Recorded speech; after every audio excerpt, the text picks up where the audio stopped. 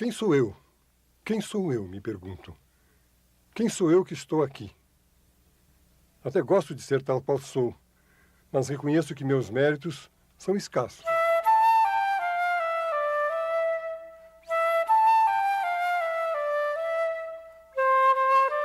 Minhas mãos, inúteis para fazimentos, só servem para escrever e acariciar. Quem sou eu? Às vezes me comparo com as cobras. Não por venenoso, mas porque eu e elas mudamos de pele de vez em quando. Usei muitas peles nesta minha vida, e é delas que vou falar hoje.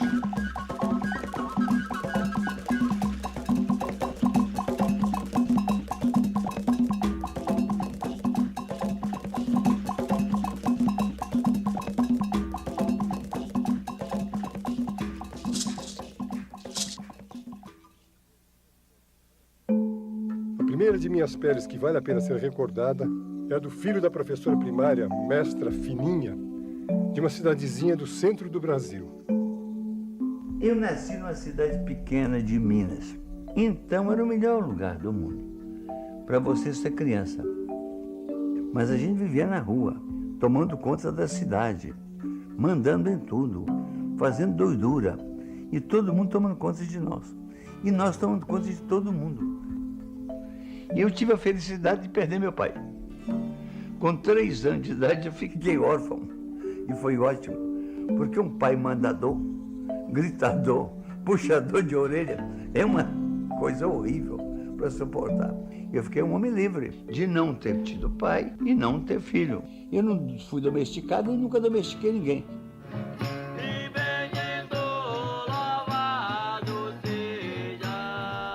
Uma coisa muito importante na minha vida, na minha cidade, é que no mês de agosto tinha as festas do Divino.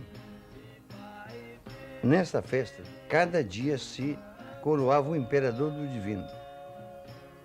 E fazia-se uma festança tal que ainda hoje a ideia que eu tenho de fartura é aquela festança. E o menino, aquela glória do menino, que era coroado na igreja. E eu tinha uma inveja infernal. Eu queria ser imperador do Divino, mas não podia. Minha mãe era professora, dava para não sustentar. Mas sustentar a cidade, matar bois, para aqueles famintos todos, não podia. Então eu fiquei com o complexo do Divino Espírito Santo, do império que eu nunca tive. Eu li todos os livros da cidade, praticamente. As Mulheres de Bronze, Os Miseráveis de Victor Hugo. A leitura foi para mim uma janela, que falava de reis, de impérios, de um modo que eu podia entender os meus horizontes de um menino de uma cidadezinha do interior. Se alargaram com os livros que me fizeram conhecer a França, a Inglaterra, a Itália, D'Artagnan. Outra saudosa pele minha foi a de etnólogo indigenista. Vestido nela, vivi 10 anos nas aldeias indígenas do Pantanal e da Amazônia. O fundo de meus olhos da memória é feito da visão que retive da beleza daquelas províncias do planeta. No Pantanal, vi uma vez uma lagoa grande cheia de aves, garças, colhereiros, inhaúmas, tuiuiu, que assustadas por mim saíram voando. Era como se a lagoa voasse. Outra pele que encarnei com orgulho é a de educador. Lembro-me dos primeiros anos do meu trânsito de antropólogo para educador. Minha ignorância e ousadia eram tamanhas que meu mestre, Anísio Teixeira, dizia de mim que eu tinha a coragem dos insistentes. O Anísio dizia que eu era provavelmente um imbecil, porque tratando 0,02% da população brasileira, em vez de tratar dela toda, só podia ser um imbecil. Diziam que era intelectual competente, perdendo do tempo. E eu estava querendo ser Rondon, um Anchieta de farda, o que era uma bobagem. O Anísio dizia uma coisa que me irritava, eu tinha 30 anos nessa época. Estava cheio de verdades, cheio das minhas convicções ideológicas. E o Anísio dizia, eu não tenho compromisso com minhas ideias. E eu custei muito a entender isso. Não ter compromisso com suas ideias significava, afinal eu entendi, ter compromisso com a verdade. Você só pode ser fiel à verdade se você está aberto para rever. Mas se você está cheio de certeza, vomitando sua certeza, você não verá a verdade nunca. Eu gostei muito de entender essa delicadeza do pensamento do Anísio.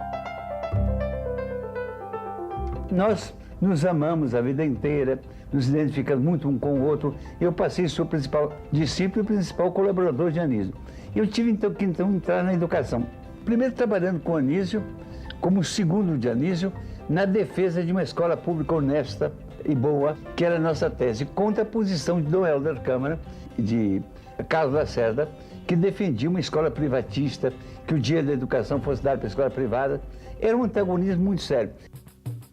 Eu conheci uma dona boa lá em Cascadura, grande criatura, mas não sabe ler e nem tampouco escrever, mas ela é bonitona, bem feita de corpo e cheia da nota, mas escreve gato com J, escreve saudade com C pra você ver. Ela me disse outro dia que tava doente, sofrendo do estrondo, eu levei um tombo, caí durinho pra trás, isso assim já é demais. Ela diz Aribu, arioplano e motocicleta, que adora feijoada completa, errada demais. Vi uma letra O bordada em sua blusa, eu disse é agora. Eu perguntei seu nome, ela me disse Aurora, sou filha do marceneiro. Oi, meu, tem 3 filhas. Uma coisa, não. A gente vai pegar todas as bandejas. Uma criança que não seja submetida ao processo educacional, ela não chega a ser ser humano. Ela se humaniza na medida que aprende a língua de sua comunidade. E com a língua, a denominação de todas as coisas. E também as atitudes, a gostar do seu povo e desgostar mais ou menos dos outros povos. A saber fazer os artesanatos ou as peças tecnológicas muito altas de sua sociedade. Então, preparar as pessoas para serem membros de sua sociedade, cidadãos de sua sociedade, herdeiros do patrimônio de saber de sua sociedade, essa é a tarefa da educação. E aqui? O que será que a gente vai fazer? Ah, diagrama de árvore, não é? Aqui todos os quadrados, azuis, vermelhos. A educação brasileira vai muito mal. É uma lástima que no mundo que já está interconectado com a internet, que essa coisa prodigiosa, a coisa mais importante que aconteceu na história humana, depois da fala, depois da escritura, depois da tipografia, produtora de livros, foi essa internet, esse sistema prodigioso que junta todas as informações, tudo que o homem sabe, em máquinas e que são acessíveis por qualquer pessoa.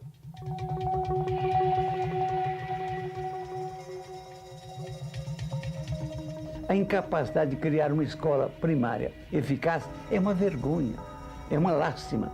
A coisa mais simples que tem é criar boas escolas, fazendo a inversão necessária nisso, para que cada criança tenha diante dela uma professora capacitada para alfabetizá-la, para integrar no mundo das letras, para dar a informação básica que um cidadão precisa ter sobre o mundo, sobre o seu país, sobre si mesmo.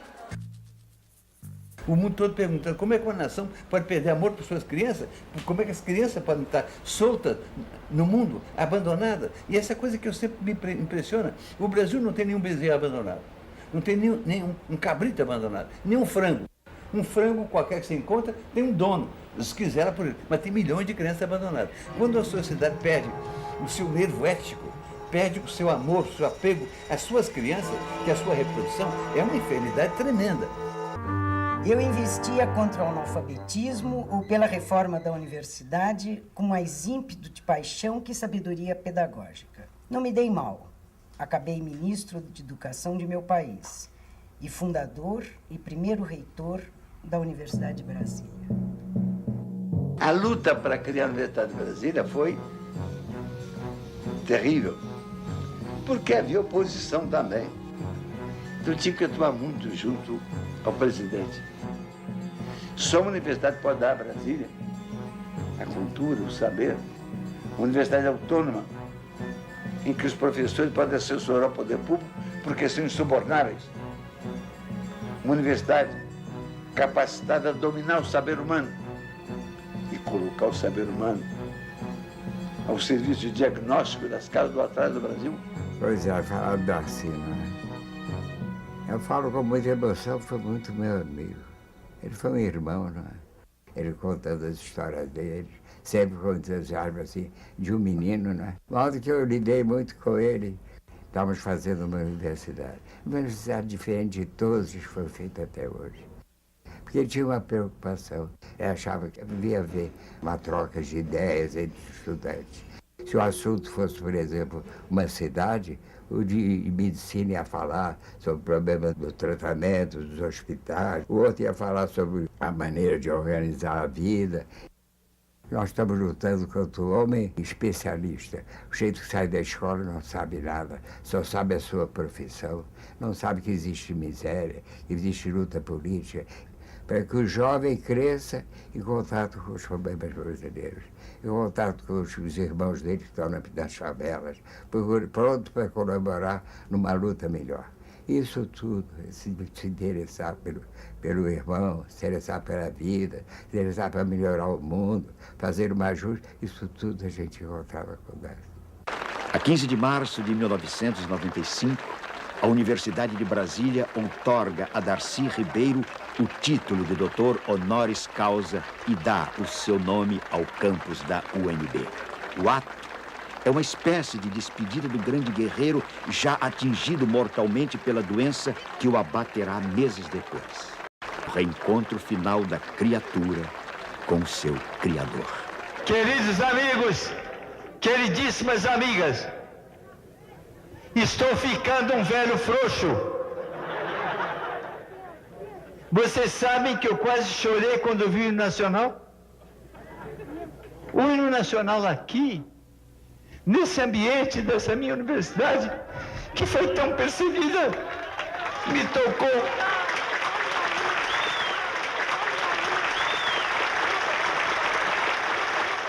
Olhando para o futuro, nostálgico de mim e dos velhos tempos, o que peço é que volte ao campus universitário Darcy Ribeiro aquela convivência alegre, aquele espírito fraternal, aquela devoção profunda ao domínio do saber e à sua aplicação frutífera. Éramos uns brasileiros apaixonados pelo Brasil, prontos a refazê-lo como um projeto próprio que fosse a expressão da vontade dos brasileiros. Eles acreditavam que fôssemos perigosos.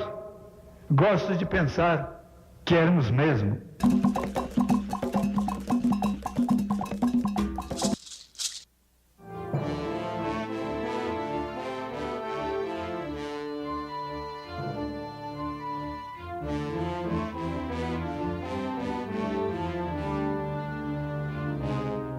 Outra pele que eu sentei é a de político.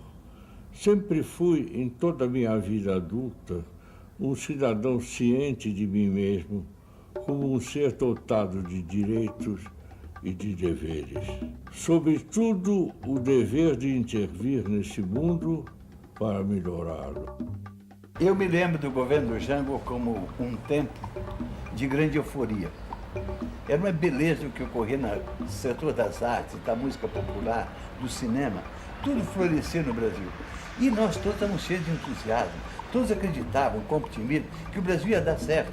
A juventude também estava muito identificada com o país, achando que ia dar certo, que o Brasil ia dar um grande passo. O governo do Jango também teve incorporado alguns dos melhores intelectuais brasileiros. Eram poucas pessoas que estavam chamados para posições de poder, e pessoas com a visão moderna, com a visão de esquerda, pessoas marcadas por um sentido de nacionalidade, de patriotismo, de vontade de fazer esse país dar certo. Por exemplo, o CPC da UNE, os grupos de estudantes que saíam fazendo teatro ou fazendo alfabetização pelo método Paulo Freire, pelo país afora, isso na cidade do interior, tudo se sentia a efervescência de um país que assume a si mesmo e se assume com alegria para se cumprir.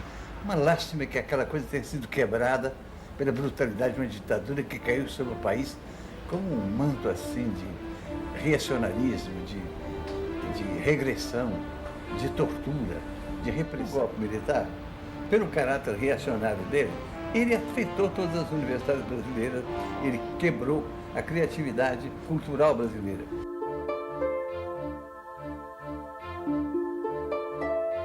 Precisamos de heróis. Precisamos resistir, resistir, e eu preciso cantar! Eu preciso...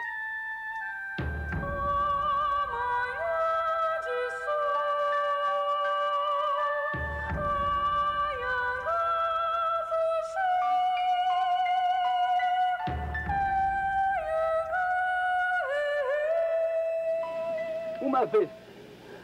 Eu não vou esquecer nunca. Glauber passou a manhã abraçado comigo, chorando. Chorando convulsivamente. O Glauber chorava as crianças com fome.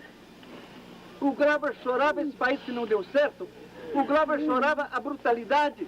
O Glauber chorava a estupidez, a mediocridade, a tortura. Fica de Glauber para nós a herança de sua indignação. Ele foi o mais indignado de nós. Indignado com o mundo tal qual é, assim. Indignado, porque mais que nós também, Glauber podia dizer o mundo que podia ser, que vai ser, Glauber, que há de ser. De volta do exílio, retomei minhas peles todas. A salvação dos índios, a educação popular, a universidade necessária, o desenvolvimento nacional, a democracia, a liberdade. Mas em todos esses anos, me ocupei principalmente da educação. Onde que eu estudo é o CIEP. Eu vou abrir o portão aqui para te mostrar, tá? Vem cá. Cá. Olha lá a quadra. Tá vendo? Lá a quadra. Vamos lá, eu vou te mostrar. Vamos lá para essa quadra, tá? Às vezes eu fico ali na quadra ali, sentada ali vendo todo mundo jogando bola. Ah lá, porção de gente. Os de lá são meus colegas.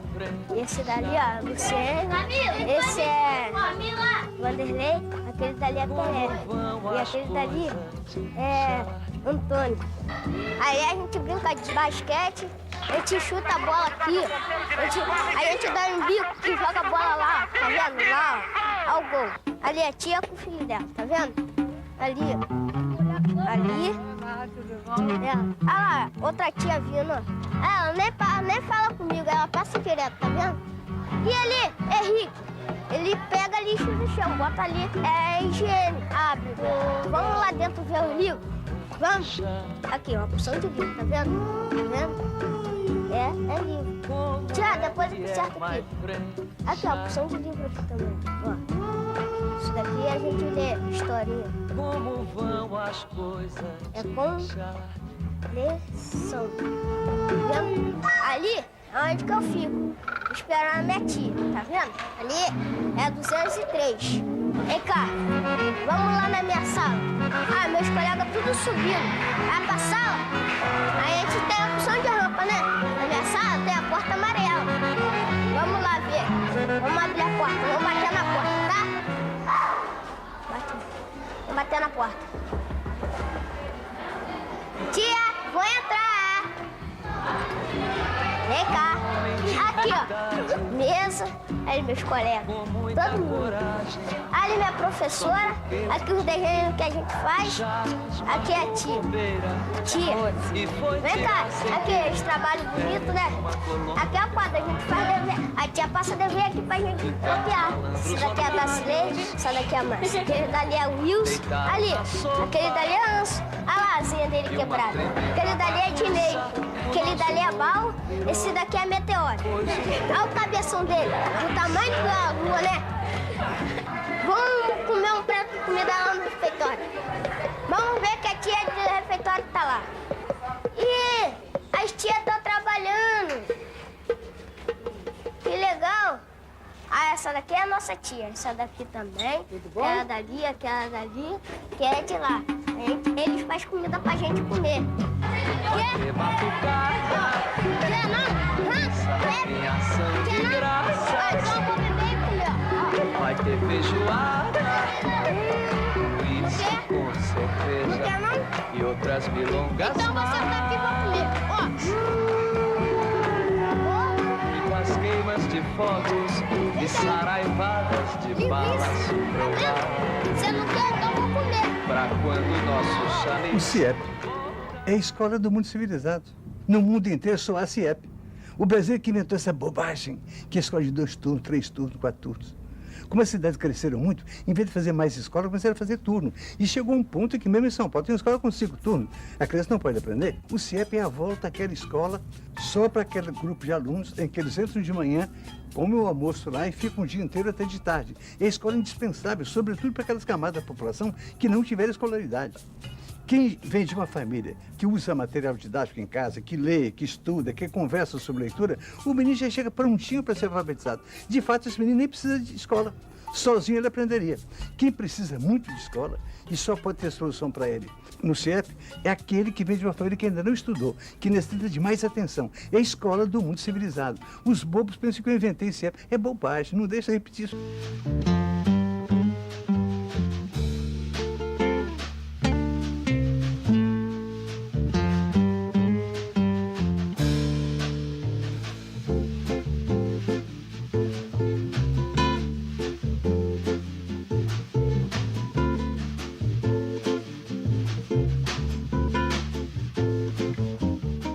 Estas são, senhoras e senhores, as peles que tinha para exibir aqui. Em todas, em cada uma delas, me exerci sempre igual a mim, mas também variando sempre. Apesar de todos os amargores, gosto muito de ter vivido a vida que vivi. E guardo no fundo do peito a esperança de que meus fazimentos maiores não estejam no passado, mas no futuro. O que nós todos queremos? É fazer um país habitável, em que as pessoas existam para serem felizes, alegres, amorosas, afetuosas. Todo mundo comendo todo dia, não é uma alegria? Não é um absurdo que num país tão grande, tão cheio de verde, ter tanta gente com fome?